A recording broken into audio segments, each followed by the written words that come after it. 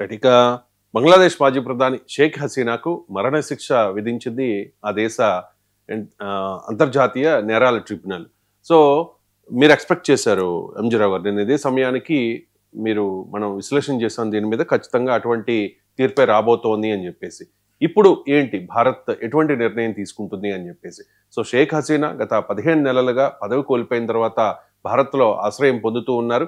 ఈ 15 నెలల కాలంలో చాలా సార్లు డిమాండ్ వచ్చింది బంగ్లాదేశ్ నుంచి, హసీనాను తమ దేశానికి అప్పగించమని అని చెప్పి. అప్పుడు మోదీ చెప్పారు.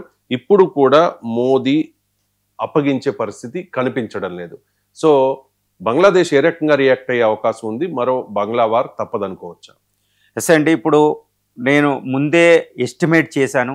షేక్ హసీనా ఢిల్లీలో తలదాచుకున్న, అంటే జులై రెవల్యూషన్ లేదా ఆగస్టులో, గత 2024 ఆగస్టులో ఇండియాకి ఆవిడ వచ్చిన తర్వాత అప్పటి నుండి కూడా బంగ్లా ప్రభుత్వం షేక్ హసీనాని బంగ్లాదేశ్కి అప్పగించండి. 2013లో కూడా మనకి ఎక్స్ట్రడిషన్ ట్రీటీ, అంటే నేరస్తుల పరస్పర ఒప్పందం, పరస్పర అప్పగింతని ఒక ఒప్పందం బంగ్లాదేశ్ మధ్య ఇండియాల మధ్య ఉంది. అది సంతకం చేసింది కూడా షేక్ హసీనా గారే, ఆవిడ ప్రధానిగా ఉన్నప్పుడు. దాని ప్రకారం ఇప్పుడు షేక్ హసీనాని మాకు అప్పజెప్పండి అని యూనస్ ప్రభుత్వం అడుగుతుంది. ఇప్పుడు నిన్న బంగ్లాదేశ్లో international criminal tribunal of Bangladesh ఆవిడికి డెత్ పెనాల్టీ, ఉరిశిక్ష విధించినప్పటి నుండి కేవలం 3 ఆరోపణల ప్రూవ్ అవ్వడం, ఆవిడకి ఉరిశిక్ష విధించడం జరిగింది. కాబట్టి మీ ఢిల్లీలో ఉన్న షేక్ హసీనాని, నేరస్తురాల్ని మాకు అప్పగించండి, మేము ఉరేస్తాం అంటూ బంగ్లా ప్రభుత్వం, ముఖ్యంగా మహమ్మద్ యూనస్ ప్రభుత్వం, తాత్కాలిక ప్రభుత్వం ఇండియాని దౌత్యపరంగా అడగడం జరిగింది. కానీ భారతదేశం రెస్పాన్సు ఎంతటి చాకచక్యంగా ఉందో చూడండి. ఒక డిప్లొమాటిక్ లాంగ్వేజ్, అంటే ఒక దౌత్య భాష అనేది అస్సలు అర్థం కాదండి. ఒక లీగల్ లాంగ్వేజ్, న్యాయ లాంగ్వేజ్ కూడా మనకు అర్థం కాదు, జడ్జిలు లాయర్లు ఉపయోగించే లాంగ్వేజ్లు. అదేవిధంగా ఒక దౌత్య లాంగ్వేజ్ ఉంటుంది అనమాట. ఈ దౌత్య పరిభాష అనేది చాలా సంక్లిష్టంగా ఉంటుంది, ఊరికే అర్థం కాదు, చాలా విశ్లేషణ చేయాల్సి ఉంటుంది. నిన్న మినిస్ట్రీ ఆఫ్ ఎక్స్టర్నల్ అఫైర్స్, భారత విదేశాంగ మంత్రిత్వ శాఖ ఒక స్టేట్మెంట్ ఇచ్చింది. ఆ స్టేట్మెంట్ అర్థం చూడండి, అందులో పదాలు ఎలా ఉన్నాయో చూడండి. ఏమని ఇచ్చింది? భారతదేశం అక్కడ షేక్ హసీనాకి ఉరిశిక్ష వేయడం, డెత్ పెనాల్టీ వేయడాన్ని నోట్ చేశాం, మేము గమనించాం, దాన్ని మా వరకే ఆ విషయం చేరింది. కానీ మేము బంగ్లాదేశ్ యొక్క శాంతి భద్రతలకి, బంగ్లాదేశ్ పీపుల్ యొక్క సంక్షేమాన్ని మేము కోరుకుంటున్నాం, అందులో తేడా లేదు అంటూ నేను 4 పదాలు ఉపయోగించింది. అదేంటి? బంగ్లాదేశ్లో పీస్, శాంతి, అదేవిధంగా బంగ్లాదేశ్లో స్టెబిలిటీ, స్థిరత్వం, రాజకీయ స్థిరత్వం, బంగ్లాదేశ్లో డెమోక్రసీ, అంటే బంగ్లాదేశ్లో ప్రజాస్వామ్యం, 4వ పదం ఏంటంటే ఇంక్లూజన్, బంగ్లాదేశ్లో సమ్మిళత్వం. ఈ 4 పదాలతో భారతదేశం చాలా జాగ్రత్తగా మాట్లాడింది. ఒకటి పీస్, శాంతి ఉండాలి బంగ్లాదేశ్లో, బంగ్లాదేశ్ పీపుల్ సంక్షేమానికి ఉపయోగిస్తాం, బంగ్లాదేశ్లో డెమోక్రసీ, బంగ్లాదేశ్లో సమ్మిళత్వం ఉండాలి, స్థిరత్వం ఉండాలి అనేది భారతదేశం చాలా జాగ్రత్తగా ఉపయోగించిన పదాలు. అంటే ఏంటి? బంగ్లాదేశ్ యూనస్ ప్రభుత్వం షేక్ హసీనాను అప్పగించమంటే భారతదేశం ఈ భాష ద్వారా చెప్పింది ఏంటంటే, ఎట్టి పరిస్థితుల్లో షేక్ హసీనాని బంగ్లాదేశ్కి మేము అప్పగించాం, నిర్ద్వందంగా తిరస్కరించేసిందండి ఆ పరిభాషలో మనకు చూస్తుంటే. ఎందుకంటే అస్సలు పట్టించుకోలేదు షేక్ హసీనా గవర్నమెంట్, షేక్ హసీనాని అప్పగించమంటే యూనస్ ప్రభుత్వాన్ని అస్సలు పట్టించుకోలేదు, తీసి పడేసింది అనమాట. ఎందుకు అంటే చాలా జాగ్రత్తగా చెప్పాలి. ఈ ఎక్స్ట్రడిషన్, పరస్పర నేరస్తుల అప్పగింత ఒప్పందం బంగ్లాదేశ్ ఇండియాల మధ్య ఉన్న, అందులో ఒక ప్రొవిజన్ ఉంది. ఆ ప్రొవిజన్ ఏంటంటే, ఎవరైతే నేరస్తులను ఇంకో దేశానికి అప్పగించాలో అందులో ఈ మోటివ్, అంటే ఆవిడ్ని నేరస్తులు అని చెప్పడానికి కావలసిన నిరూపణల్లో అది పొలిటికల్లీ మోటివేటెడ్ అవుతే, అది చట్టబద్ధంగా లేకపోతే, సహజ చట్టాలకు అనుకూలంగా లేకపోతే దాన్ని ఆ దేశం తిరస్కరించవచ్చు అనే ఒక ప్రొవిజన్ ఉంది. అది షేక్ హసీనా కూడా చాలాసార్లు ఉదాహరించారన్నమాట. దాని ప్రకారం ఈరోజు భారతదేశం ఒప్పందం ప్రకారం షేక్ హసీనాను మనం అప్పజెప్పవలసిన అవసరం లేదు. కాబట్టి భారత ప్రభుత్వం మేము ఒప్పందం ప్రకారం మేము ఇవ్వని కాదండి, అంత ఒప్పందాన్ని మేము గౌరవిస్తాం. కానీ అందులో ఉన్న ఒక ప్రొవిజన్ ప్రకారం, ఒక ఆర్టికల్ ప్రకారం మేము అప్పగించాం. ఎందుకంటే పొలిటికల్లీ మోటివేటెడ్, ఆవిడ్ని అనవసరంగా మీరు ఉరేశారు, ఆవిడ తప్పుడు, ప్రధానంగా ఎన్నో బాధ్యతలు ఉంటాయి, కింద వాళ్ళు చేసుకున్న చర్యలకి పై వాళ్ళు బాధ్యతలు కాదు. కాబట్టి ఈరోజు పొలిటికల్లీ మోటివేటెడ్తో ఇండియా మీద పగతో ఆవిడకి ఊరేశారు, కాబట్టి మేము అప్పజెప్పము అని ఇండియా నిర్ద్వందంగా చెప్పేసినట్టయింది. ఒక అద్భుతమైన, అది దౌత్యపరమైన, సంక్లిష్టమైన, ఒక చాలా నిగూఢంగా ఉండే ఒక అంతరార్థంతో చెప్పడం జరిగింది. మరి యూనస్ ప్రభుత్వం ఏం చేయబోతుంది అంటే, ఒకటి గుర్తుపెట్టుకోవాలి.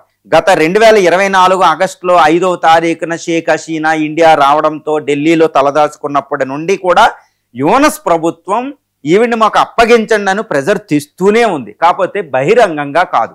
కాబట్టి ఇండియా అప్పుడు నుంచి తిరస్కరిస్తూనే ఉంది.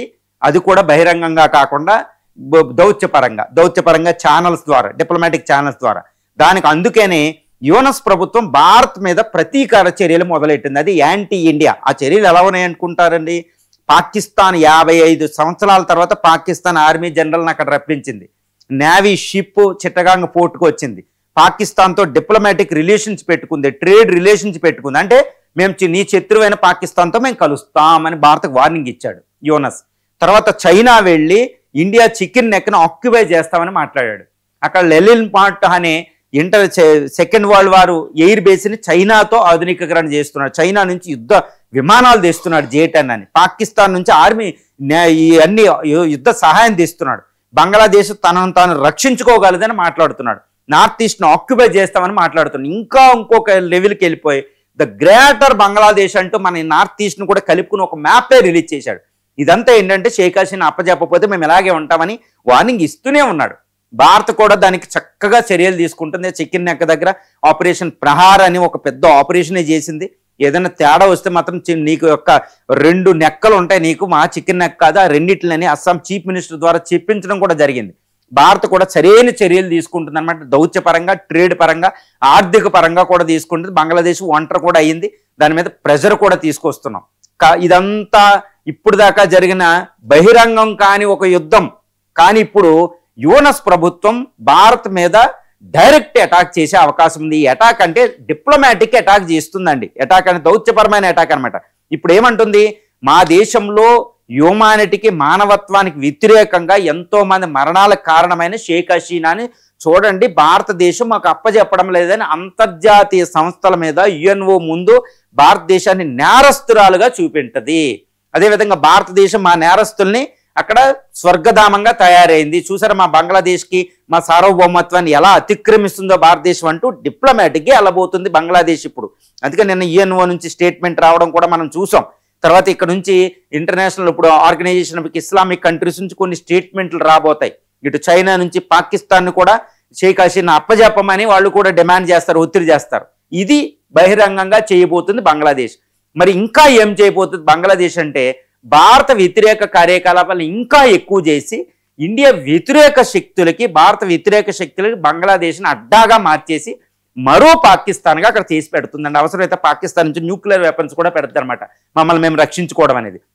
అంటే భారత్కి షేక్ హసీనా అప్పచెప్పకపోతే భారత్ మీద ఎందుకు చర్యలు తీసుకుంటుందంటే, షేక్ హసీనా భారతదేశంలో ఉన్నంత కాలం బంగ్లాదేశ్లో ప్రజాస్వామ్యమే ఉంటుంది, బంగ్లాదేశ్లో సెక్యులరిజమే ఉంటుంది. అంటే అక్కడ మతోన్మాదులకి స్థానం ఉండదు. ఎందుకంటే బంగ్లాదేశ్ అవతరణకే షేక్ హసీనా ఫాదర్ రెహమాను సహాయం చేశారు, ముజిబుర్ రెహమాన్. ఆయన యొక్క కూతురే షేక్ హసీనా. కాబట్టి ఆవిడ ఉన్నంత వాళ్ళకు బంగ్లాదేశ్కి ఎటువంటి ప్రాబ్లం రాదు. ఊపిరి అనమాట బంగ్లాదేశ్ అవతరణకి, బంగ్లాదేశ్ అస్తిత్వానికి ఆవిడే ఊపిరవుతుంది. ఆవిడ చనిపోతేనే, ఆవిడకి ఉరేయగలిగితేనే బంగ్లాదేశ్ అనేది ఇస్లామీకీకరణ జరుగుతుంది. అప్పటి వరకు బెంగాలీ భాష అనే ప్రభావమే ఉంటుంది. భాషకు ఎక్కువ ప్రాధాన్యత ఉంటుందండి మతం కంటే. అదే బంగ్లాదేశ్ యొక్క అస్తిత్వానికి నిదర్శనం.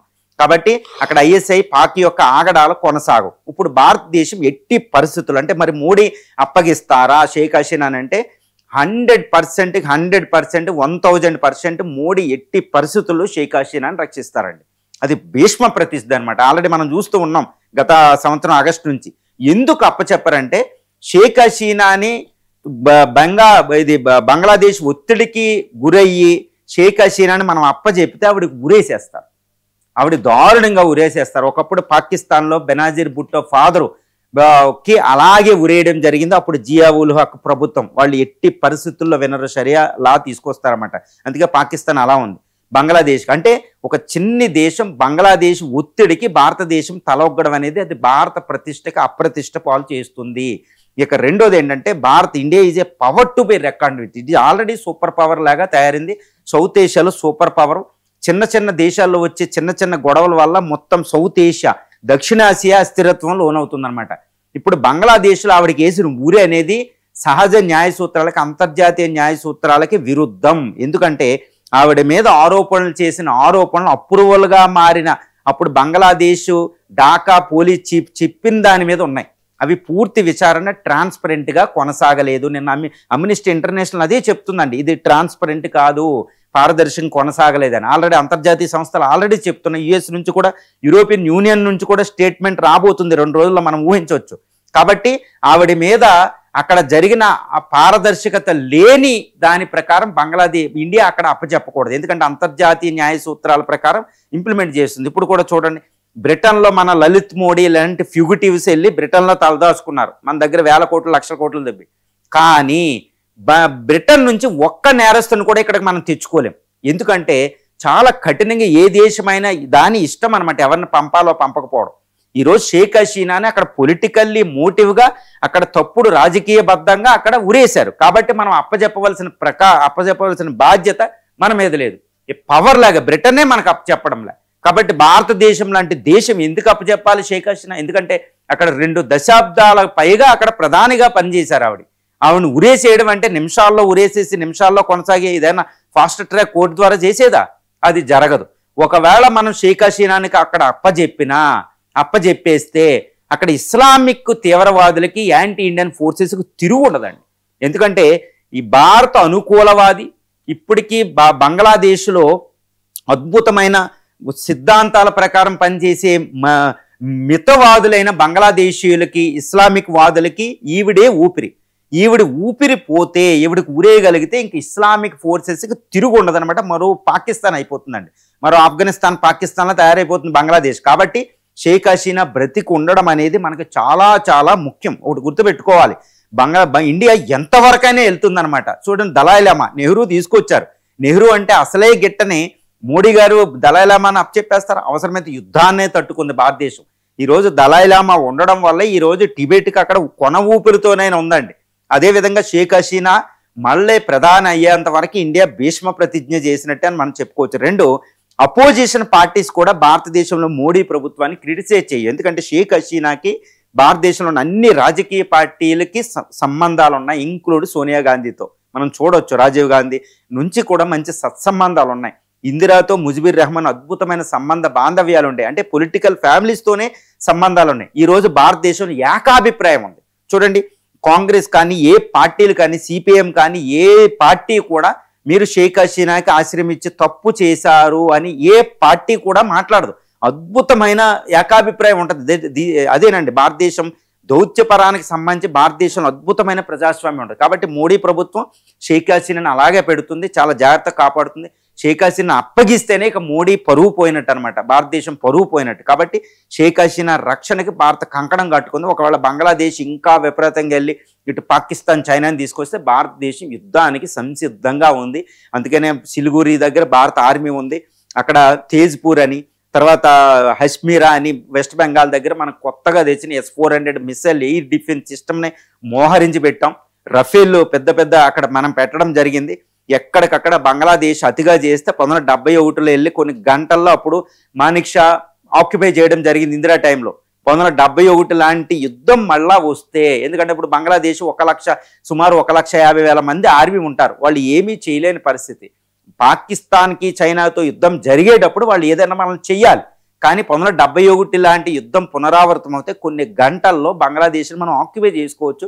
అయితే బంగ్లాదేశ్లో మనం ఆక్యుపై చేసుకుని మనం తెచ్చుకోమండి, మనలో కలుపుకోం. బంగ్లాదేశ్ని ఏం చేస్తాం? బంగ్లాదేశ్లో ఎన్నికలు జరిపించి ఇదే అవామీ లీగ్, షేక్ హసీనా పార్టీ కూడా అందులో ఇన్వాల్వ్ అయ్యేటట్టు చేసి అక్కడ ఇంక్లూజివ్, ఇందాక చెప్పిన స్టేట్మెంట్ భారత విదేశాంగ మంత్రిత్వ శాఖ చెప్పినట్టు అక్కడ స్థిరత్వం చెప్పి బంగ్లాదేశ్ సేఫ్టీ చూసి అక్కడ ప్రజాప్రభుత్వాన్ని ఎస్టాబ్లిష్ చేసే విధంగా భారత ఆర్మీ అక్కడికి వెళ్ళే అవకాశం ఉంది. ఇది అంతర్జాతీయ సంస్థలు, అమెరికా, పెద్ద దేశాలు కూడా ఏమీ చేయలేని పరిస్థితి. మనం ఆర్మీ అక్కడికి వెళ్తే ఒకప్పుడు పాకిస్తాన్ ఆర్మీ, చైనా ఆర్మీ రెడీగా ఉండనే పరిస్థితి ఇప్పుడు ఏమీ లేదు. ఇది 2025 ఇండియా. కాబట్టి బంగ్లాదేశ్ యూనస్ ప్రభుత్వానికి ఎటువంటి గత్యంతరం లేదు. ఇండియా షేక్ హసీనా ఇవ్వనంటే ఇప్పుడు జరిపే ఫిబ్రవరి ఎన్నికల్లో అవామీ లీగ్ పార్టీ పార్టిసిపేట్ చేసేటట్టు చేయాలి. అదే ఇంక్లూజివ్ అనే పదం భారత ప్రభుత్వం ఉపయోగించింది నిన్న. భారత విదేశాంగ మంత్రిత్వ శాఖ ఉపయోగించి సమ్మిళత్వం.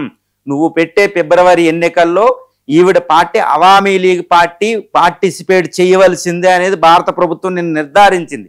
దీనికి నిబంధన లేకపోతే ఆర్థిక ఆంక్షలు విధిస్తాం, దాన్ని దిగ్బంధనం చేస్తామన్నమాట బంగ్లాదేశ్ని.